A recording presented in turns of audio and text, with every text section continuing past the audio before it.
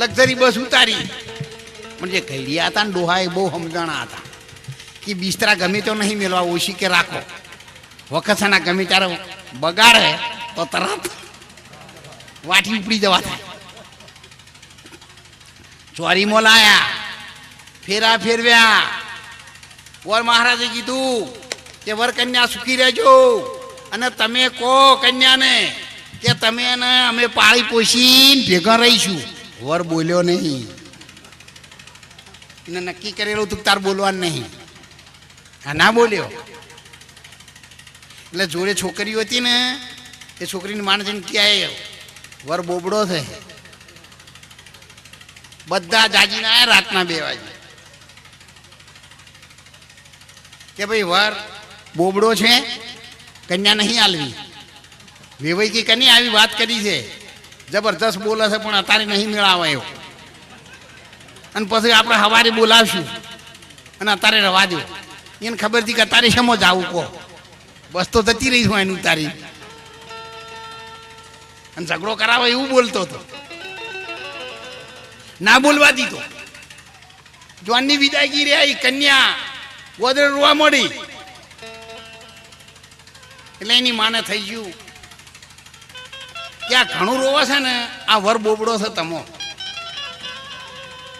એની માં પણ ખૂબ રોવા માંડી. એટલે એને વેવાઈ હતા ને વર રાજાનો બાપ,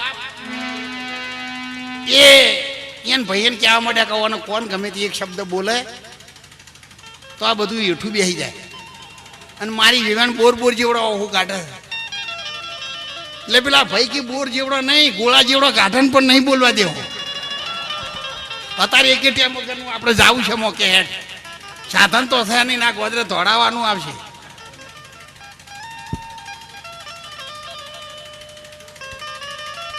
પછી તો વેવાણ ખૂબ રોવા મોડી. એટલે વેવાઈ ના ખમીએ છે કે મારી 100 વર્ષનું હગું છે, અને આ તો ભાઈ કાલ ઘેર જતા રહી, એના ઘેર મારે જવાનું.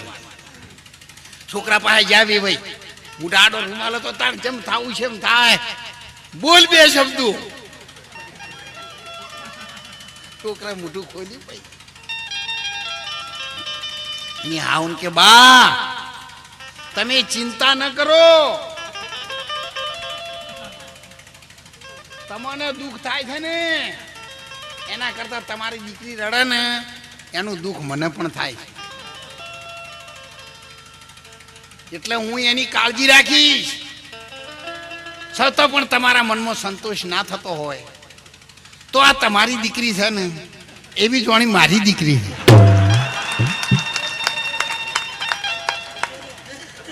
જોનવાળા કે ઘેર હેડો ભાઈ. અમે નાનતા પાડતા તું ઠેઠ લાઈના મોચ મેં બગાડે. હવે આપણા દેશ અને મોચ મેં આવ્યો છે, અને બાદ ભીડાવશો નહીં. આ તો કોઈનો થવાય નહીં અને થવાનો નથી.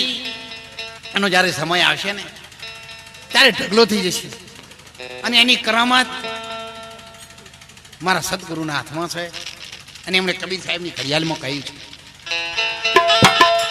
રામ રામ રે ઘડિયાળ બની રે રામ રામ રે ઘડિયાળ બનાવી બહુ સારી. એને મેલી છે દસમી બારી રે. રામ રામ રે ઘડિયાળ બનાવી એ રામ રામ રે ઘડિયાળ બનાવી બહુ સારી. ઘડિયાળ ને ઓહમ સોહમ 2 કોટા. સવેરી બજારમાં જાઓ ને તો જ્યારે હોનું તોલાય ત્યારે કોટો હોય. ગંજ બજારમાં જાઓ ત્યારે તમારો માલ તોલાતો હોય તો કોટો હોય. ગાડી હેઠતી હોય ને ત્યારે કેટલી ઝડપથી જતી હોય એના માટે કોટો છે. ડીઝલ કેટલું છે ને એનું માપ કાઢવા કોટો છે. આ બધા આપણને શું કહેવાય, એના માટે કોટા મૂકેલા છે. કેટલું લાઇટનું દબાણ બતાવે છે ને કેટલું ઘટાવે છે કોટો હું એમ કીધે હતો. સમાજમાં કોટા છે, એ કોટા છે તમારી કિંમત કરાવું છે. એટલે કોટા કોઈ દામ નરશો ને કોટા તમને હો નરતા. તમને નહીં કહેતા આપણે ક્યાં કોટા જેવા છે? પણ કોટા આપણને હોય નડતા એને છૂટ છે, એનો સ્વભાવ છે. પણ આપણે સંત ગતિમાં છીએ.